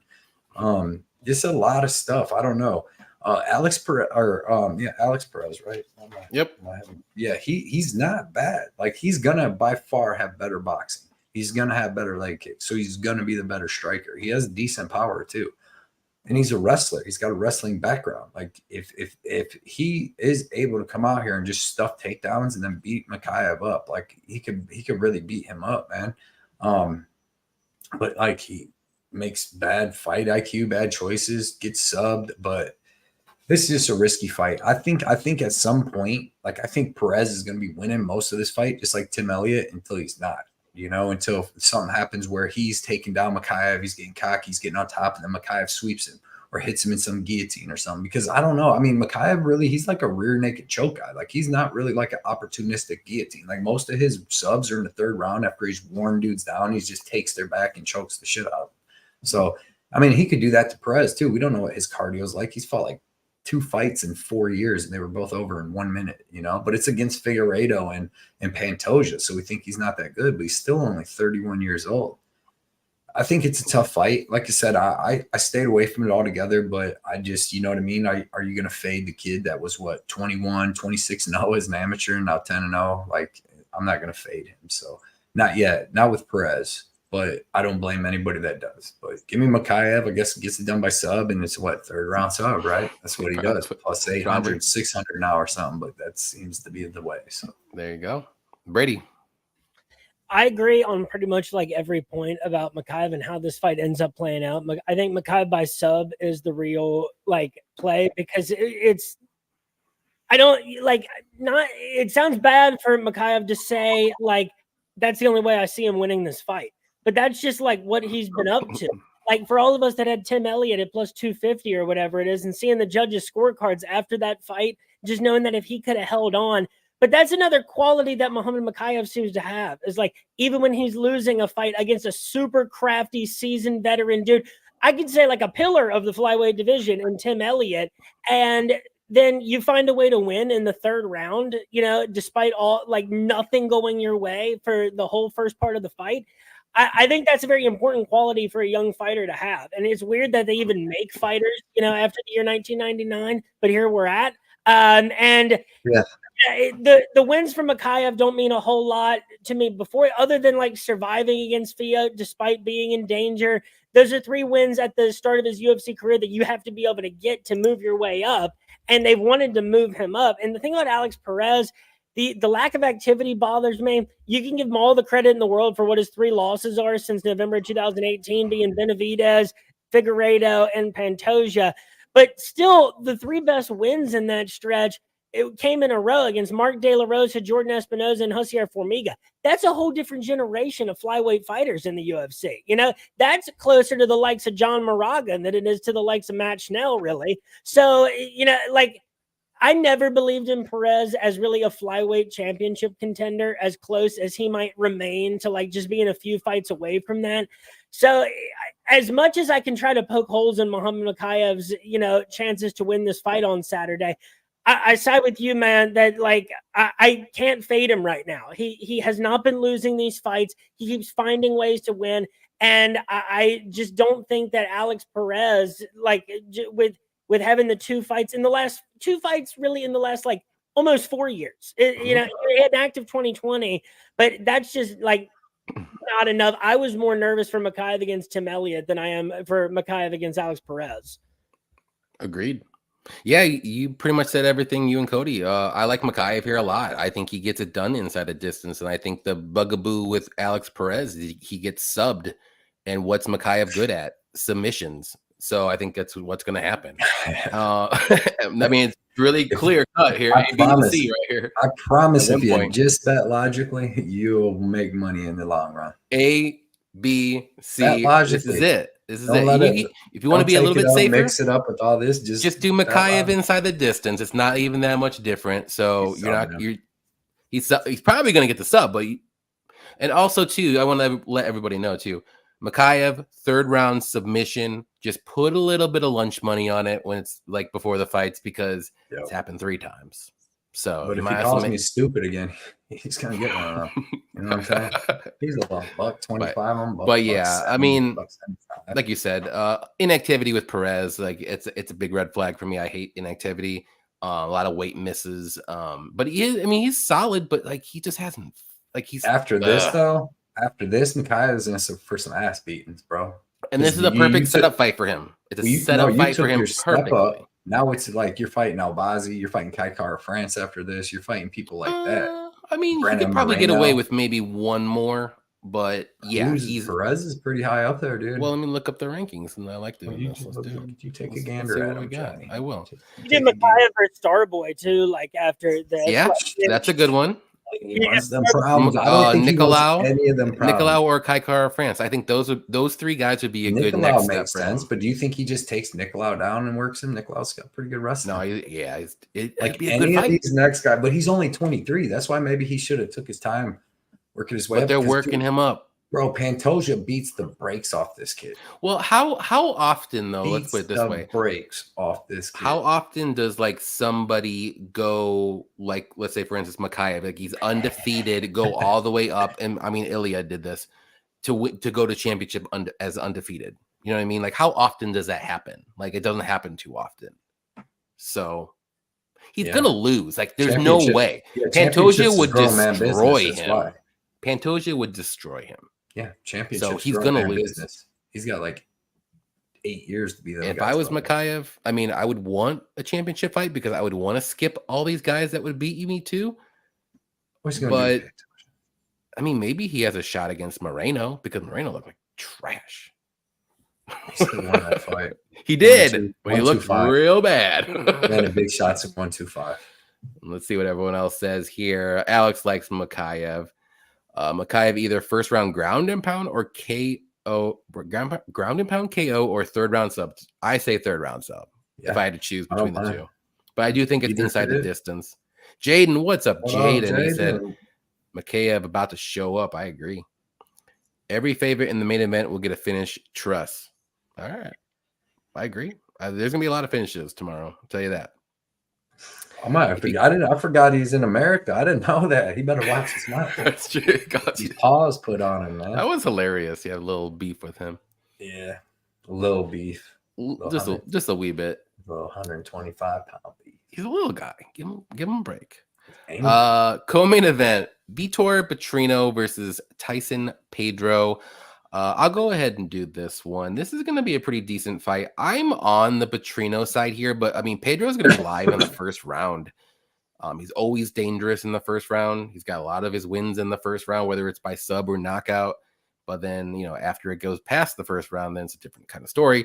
Petrino, though, he's a durable guy, powerful in it, showing off a little bit of his grappling as of late, but I don't think he should grapple in this fight because he's probably going to lose the grappling matches. But on the feet, he's got good counters, good power, and I think he's durable too. So I just like Petrino just a little bit more at this point. I know Pedro's looked good in his last fight where he just, demolished Turkalao and, Harry Hunsucker, all these guys are super low level guys. But Petrino, like I said, like he's going up too. He's not really fighting the greatest guys either. But honestly, like the last two, I think they're a little bit better than Pedro's competition. Let's be honest. So I trust him. I trust in Petrino, not Pedro, a little bit more. So I think he's a little bit more durable. And I also like his cardio a little bit more. I think it can go a little bit more. I like this fight to not go or over 2.5. So like under 2.5, I think it's a good bet. The under 1.5 is a little dicey because I can see it sneaking over, but give me Petrino by knockout. I think he gets done. I think he lands the counter in the second round. The first round, I think Pedro will have the speed advantage on the feet too, but I think Petrino and Pedro. Petrino, I think he's durable enough to survive. Let's put it that way. Cody. Yeah. Yeah, I mean, like Pedro's pretty dangerous on the feet. He's got good boxing. He's got fast hands. He's got fast head kick. But you said it's like Villanueva and Harry Hunsucker and stuff. You seen like what happens though when he fights somebody that gets out of the first round, man? He literally slows up. He's never won a fight that's got out of the first round.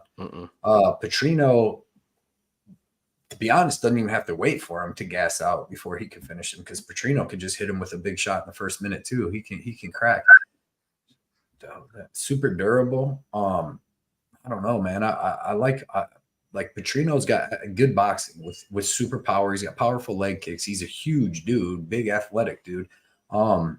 Decent wrestling. Like I think he can keep this standing, and even if he gets taken to the ground, I think he can get back up. But if Tyson Pedro comes out and takes him to the ground, uses a bunch of strength and stuff to take him to the ground like he did Modestas Bukauskas, and nothing happens out of it, and Petrino just keeps getting back up, he's just going to wear on Pedro. And I don't know, man. I just think that at some point, could be in the first round, second round, or third round, Petrino's gonna get the finish here. Like he's just gonna start wearing on Pedro. Pedro's gonna lose his confidence. I've seen it against Shogun Hua.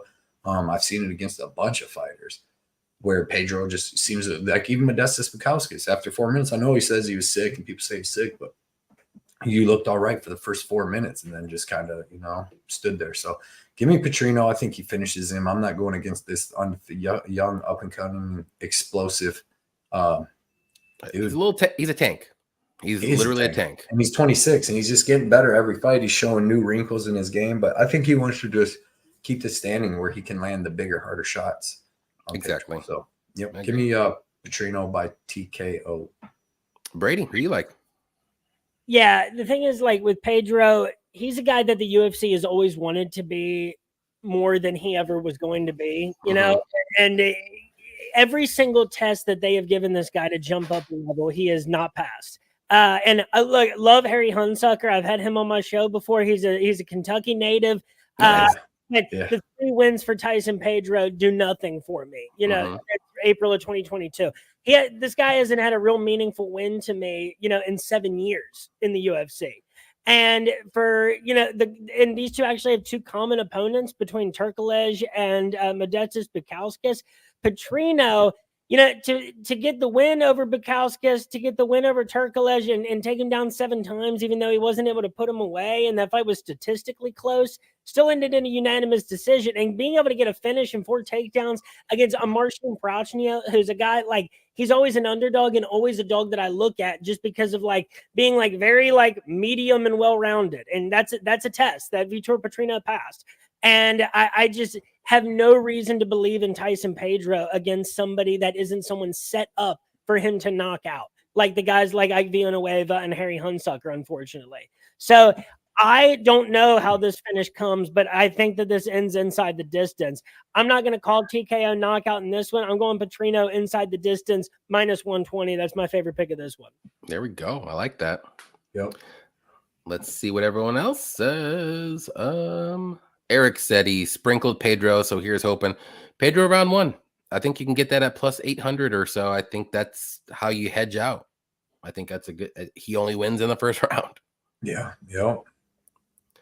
Real Fight Picks, what is up? He said, taking my 3-year-old to Taekwondo, making her watch Wonder Boy videos, and I'm tuning in, listening to y'all. Appreciate you, man. Baby blood, as soon as I get back from my vacation, is starting jiu-jitsu. That's why we had to change our show to Wednesday night instead of Tuesday night. So, but that's awesome. Real Fight Picks.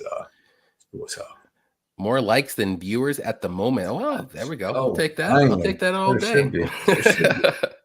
Always. Hey, if any of these 50 people have not hit the like button, though, you can go ahead and hit that like right now. Smash. There you go. Pedro will end up gassing, and Petrino will finish him. Yep. 26. Yeah, Petrino is only 26. It's crazy. Yeah. He looks like he's 34 years old. Grown ass man. And we got BC Dave in the house. What is BC? up, Dave? Let's go, MMA homies. Appreciate you hanging out with us here. All right, we're here at the main event. It's gonna be Jairzinho Rozenstruik versus Shamil Gaziev, and I'll let Brady start this one. Yeah, so these are spots that Jairzinho is very much used to now. He's been in a ton of fight night main events. The real thing is again, another guy who his wins and losses are really hard to balance with each other. Mm-hmm. The only wins that he's gotten dating back to December 2019, anybody who beats Andrei Arlovski on the way up, all right, that's a win you have to get. I'll give you credit for that. But then it's always, these matchups with people who somebody's getting knocked out. Or a guy like Chris Daukaus, who you shouldn't have trusted to heavyweight in the first place, after a certain amount of time. I held out hope for Chris Daukaus, but that win for Rozenstruik doesn't mean a lot to me, especially now when it's a year and a half ago. Or something close to that. And the guys that he's had to fight have been, the best heavyweights in the world. Ngannou, Gane, Blades, Volkov, Almeida. So it's hard to hold his losses too heavily against him. But this fight kind of reminds me just a little bit of Sergey Spivak versus Derek Lewis, just in that I would have doubted Shamil so much, and I did before the Martin Bidet fight. Martin Bidet is no slouch. He's a guy that is really good at making people slow down to his pace and kind of, fight with it within his speed. He can take away some of the volume that you have and eke out a close decision. But Shamil absolutely tuned him up December 2023 at UFC 296.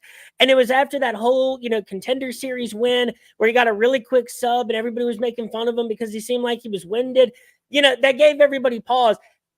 A minute into the Martin Bidet fight, I was like, oh, I was very, very wrong about what is up with Shamil Gaziev right now. He's not that dude that was on the contender series.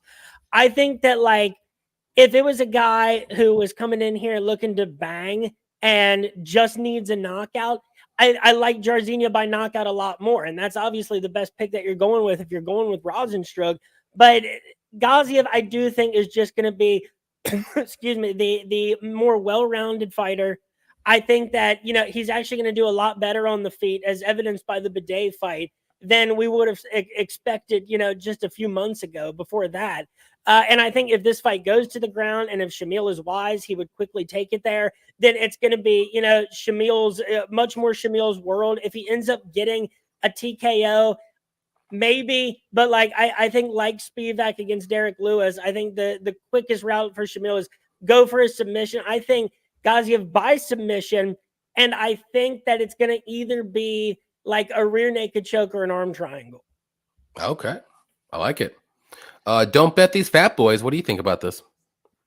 Yeah, I wouldn't bet these fat boys, dude. Neither. They're so untrustworthy, like both of them, because like Shamil's a beast, but like this is 5 rounds, and we don't know like what he's got. If he's got enough to just come out here and finish Jairzinho, we do know if he comes out and starts throwing them blows like he was throwing against Boudet, and he doesn't finish him, and Jairzinho counters him, that's not going to be good.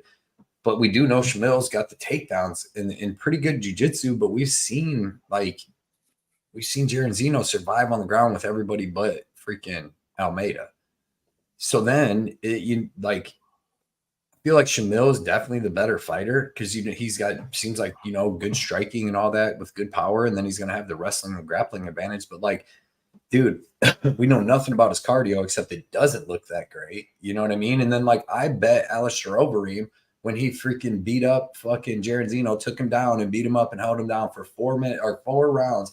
4 minutes and 50 seconds, and he got up and hit him with that one punch and knocked him out with like 4 seconds. It shouldn't even have been stopped. That was stupid. That cost me a lot of money.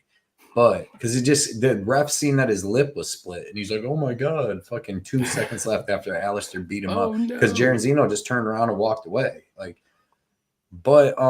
So man, it's very untrustworthy. Like, do I think like I bet Shamil at plus 155 against Boudet because I knew Boudet was booty. That dude's not good. But this is Jairzinho Rozenstruik, who we know, dude, can hit you with a short left hook going backwards, man, that could knock you out. So, I mean, I'm taking Gaziev because I like that he's more well-rounded, and we've just kind of seen this style beat Rozenstruik, but I can't trust this cardio. Like, if he goes out and just takes Rozenstruik, first off, you got to close that distance, which he can probably do. But then if he takes Rozenstruik down, starts beating him up a little bit, tries to submit him, doesn't get it, and comes out a little bit tired, like Rozenstruik knows how to survive and still keep his energy. You've seen it against Blades. You've seen it against Alistair Overeem. You've seen it against a bunch of people. Then he's dangerous the whole time it's on the feet. So, and if Shamil, like I said, just comes out and starts winging blows like he did against Boudet, he could just get caught. So it's such a risky fight. Like even the over-unders. Like I like the under 1.5, but like what if Gaziev comes out and wrestles him? Stays on top, burns a bunch of time, clinching him up against the cage, all that. And it goes, but still, does it go over 1.5? Like, I don't think it goes over 2.5, but that's like minus 450. You know what I mean? So there's, man. Parlay time. Yeah. There you go. But China Man's chance parlay. There it is. Is it in it? No, not that one. That would be a good one. I can't see this going over 2.5, but you never know. Like Alistair Overeem and Jairzinho, would you see that going 4.5 rounds? He's gone 5 rounds with Ciro gone. So to think that Shamil just comes out and finishes him is tough to see, man. So I'm picking Shamil, but I'm staying away from this man. These is both pretty untrustworthy at this point, in my opinion. Yeah. It's kind of like gambling instead of like this is exactly what's going to happen. Like I don't know if you could really know that. So fair enough. Yeah, this is one of the underdogs that I would say has a chance to win because it was Rajabov and it's Jairzinho. Like other ones, like it's very low chance of them winning. These are the higher chance underdogs here. But I'm still going with Gaziev. I like his style. I like that he pushes a pace. I think he's not going to let Jairzinho get into his like rhythm where he like waits for that one punch. He's going to be like moving backwards the whole time, and we've seen that in a couple of his fights where he doesn't really like that. He's very low volume. Like, and then if he does get the takedown, Gaziev, obviously Jairzinho's not the greatest on the ground too when he's on his back completely. So I don't see this fight going over 2 rounds, 2.5 rounds, whatever you want to say. The over under is a little dicey, but I do think Gaziev gets it done, whether it's going to be by submission or by knockout. But he might get knocked out too. So it's a weird fight like that. I get it. Right now, I think the line is crazy for the money line. It was a lot closer earlier in the week. It's minus 198 for Gaziev. Ooh. So money's coming in on Gaziev. I get it. Maybe I don't. It's weird. But if you got him at like closer to a pick'em, cool. I was way more confident against Boudet. You know what I mean? Oh, yeah. Plus we don't know nothing about this dude. Like, to be honest, like, I just knew Boudet wasn't good. And if this dude, like, could fight like he did against this Boudet, the thing with Boudet, is I seen him get outstruck by Lucas Bresky. He's not dangerous. Boudet's not dangerous. So why would you have the less dangerous heavyweight a favorite against the more dangerous heavyweight? It doesn't make any sense. No. But that's why you bet that. It's like here it's 50-50, but now it's getting the lines. So when people got I would like to ask people in the chat, how many people we got in the chat right now? We got 52. Okay, we got 52. Because I know a lot of people's on Gaziev. The line's going up. Will you please give me tell me how you see him beating Jaron Zeno? Like how you see him winning? Like what round and like he does this and that and then this happens. First or second. That he does what? By finish. Yeah, no, but how though? Is he knocking him out standing up? I'm saying, is he taking him down and subbing him? Is he taking him down and ground and pound, knocking him out standing? It would be easier by sub, obviously, but do you? I'm saying, can you see that in your head, like him actually rolling, Jared, like you know what I mean, taking the back? He's got more options. Okay, yeah, I'm gonna say finish. Okay. Dev said, round one sub easy. I don't know if he's Almeida. Is Shamil Gaziev Almeida? You know Let's what I mean? Bunny likes big boy. Okay. Bunny takes some shots on them dogs. I'm an effing DGen. I have bets on Shamil sub and Biggie KO. There you go. Covering your butt. Yeah. Jaden likes Shamil. It's just tough to see. I'm just because I wanted to bet him. Trust me, he was like minus 130 when I was looking at him, minus 120. And I'm like, I just don't really. That's when you needed to jump. No, but I did the tape. Well, if you were going to jump, dude, that's when you needed to jump. So listen, when Jaron Zeno fought Derek Lewis, you see what he did to Derek Lewis or Curtis Blades? You see what he did to his eye? Hit him with that flying knee and just busted his whole eye. And dude, Derek Lewis is pretty. Like, who would you take over Curtis Blades and Gaziev? Because him and Curtis Blades went life and death. That was a really good fight for 3 rounds. I will say I thought Curtis Blades was a lot better than he is now. True that. So now it might be a closer fight. Yeah, but but he hurt him. I'm just saying. So I don't know. I can't find enough in my brain. I just can't see exactly how Gaziev gets it done. And it's got to be done in that first or second round, in my opinion, right? I say first or second round. If it gets in the round 3, then it's going to be dicey. And then it's not even going to dice Clay in that mofo. It's not going over 2.5 rounds. There's no way. It's one or the other. Like Jarzino knockout or Gaziev finish. Like 2.5 rounds under it. It's going to happen. Like there's no way. Because I don't think Gaziev has this cardio for 5 rounds.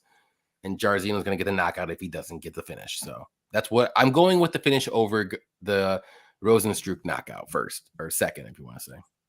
Okay. But Kiwi Brew, we are going to skip this week for the ladder challenge bet because these lines are stupid. Yeah, it was hard to actually even find it, like an even money one. So and we don't want to do a 3. We don't want to do a 3-legger for our challenge, but we're gonna do a $50 one. We're gonna skip the 25 step, and we'll do one for $2.99. It'll be awesome. Yeah. Yes. Yeah. Pick'em said he's not betting. Dev said he likes the round 1 easy sub. Which peasy sub? Lemon Rear squeezy. naked, armbar, go plata, twister. What are we talking, Dev? I would say either like arm triangle or rear naked. One of the two. I think like I can see it in my head. Cody, to your point of like, how do I see it happening? Yes. I'm seeing like a cage trip by Shamil or some sort of throw. Again, like I'm comparing it in my head to like Spivak versus Derek Lewis, sort of, and how I see it kind of playing out to where it's either going to be somewhere he ends up in side control or it's going to be like a cage trip where he kind of just like falls into the choke and Jairzinho is already in there before he even realizes it. That's how I see it playing out in my head. Okay. Like, it's going to happen exactly like that. Obviously, like there's so many variables in this fight, but I do have a picture in my head of how it happens. But that's what I like to hear. These are just two dudes at like very, very different points in their careers, you know? So it's just, and for the heavyweight division, that is all the more difficult to compare. I hear you. That's the problem. It's heavyweight. So it's not like it's bantamweight. You know what I mean? It's like, I don't know. Anything can happen. And that's the thing about like the Bidet win for Shamil is that regardless of like Bidet having a very hard ceiling on his performance, the fact was he was on a 4-fight winning streak in the UFC to that point and had beaten every low level dude that he had been put in front of and is able to win fights even if he gets outstruck. You know, slows down, grinds it out, and ends up winning each round by an iota. If he doesn't win all 3, he'll win 2 out of 3 on 2 out of 3 judges' scorecards. Like that's the kind of dude Bidet is, and that's the kind of dude that if you are a fraudulent UFC heavyweight prospect, is going to expose you. And that was the exact opposite of what happened for Shamil. Mm-hmm. And our guy Dirty Reg is in the house. I just want to point this out because we're on the same page. Biggie has a KO chance, but I can't pick him here because I fear he is a turtle on his back, and he'll if he gets stick and die. That's what I see too. Dirty Reg ain't took the underdog since 22. Me and Dirty, you and Dirty been on one, man. When we agree, that's our dude. It's gonna happen. I like to throw it out there, guys. Man, that's man. Dude, listen.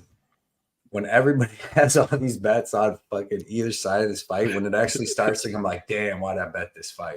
When these big sloppy mofos get in that cage, you can be like, in that little ass cage. Well, here's the funny part. I have 2 bets on this fight. They're like, this is a gamble. You're gonna say because it's not how many?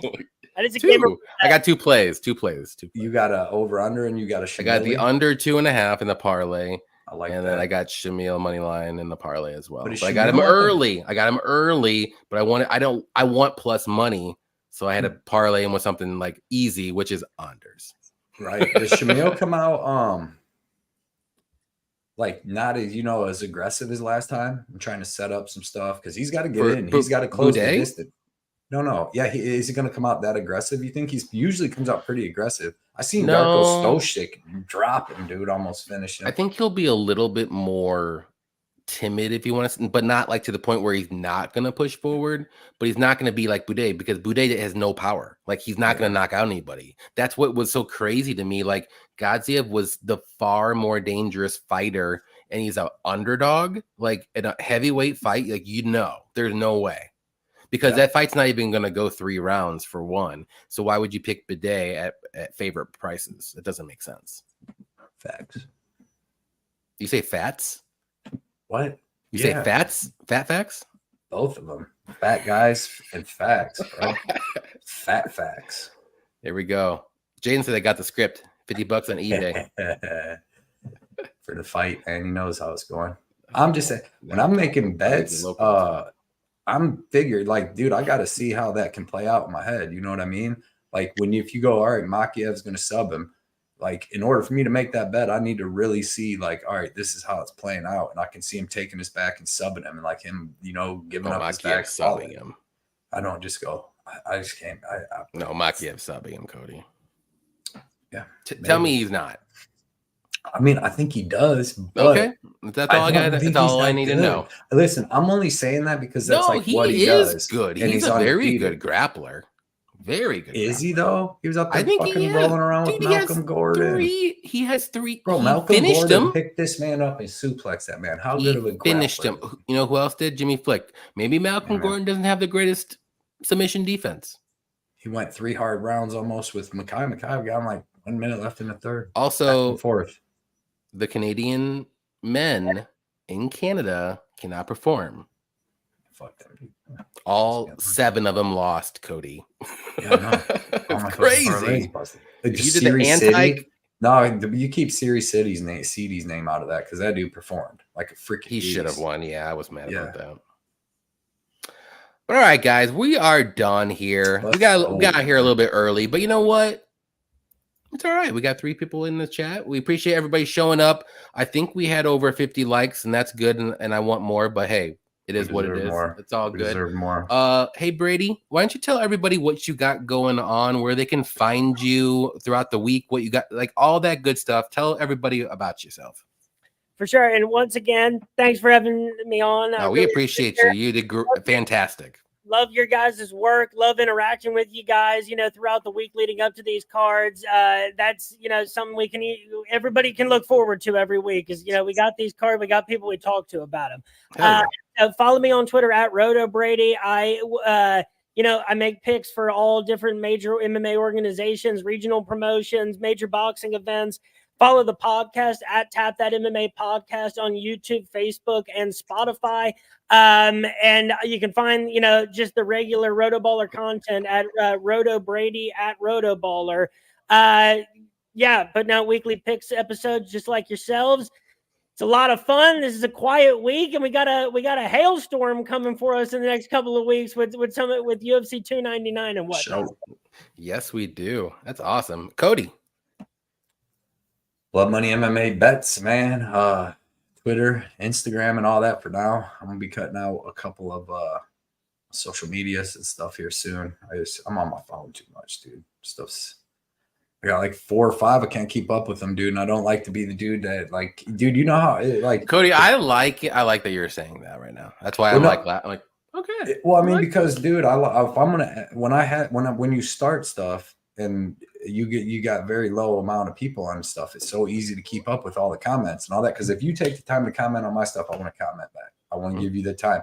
That's another thing on Twitter that's weird. Is like after a post is up for like 8 hours, like they won't even show you new people that commented on it. Because I'll go back to a post from like 4 days ago, and then it'll have a bunch of other comments I didn't get to see or like. But yeah, man, I got too many. You know what I mean? I got like 4 or 5 different things, dude, and trying to answer all the questions and do all that and like give it my 100% is tough. So I got to figure some stuff out. Me and my girl go on our vacation, and yeah. But for now, Blood Money MMA bets everywhere. So, but I appreciate. I just want to say I appreciate everybody that came out. But you're not cutting out defender units, though, right? Nah, man, we're gonna defend our units, bro. All right, that's what I'm talking about. That's what I'm talking about.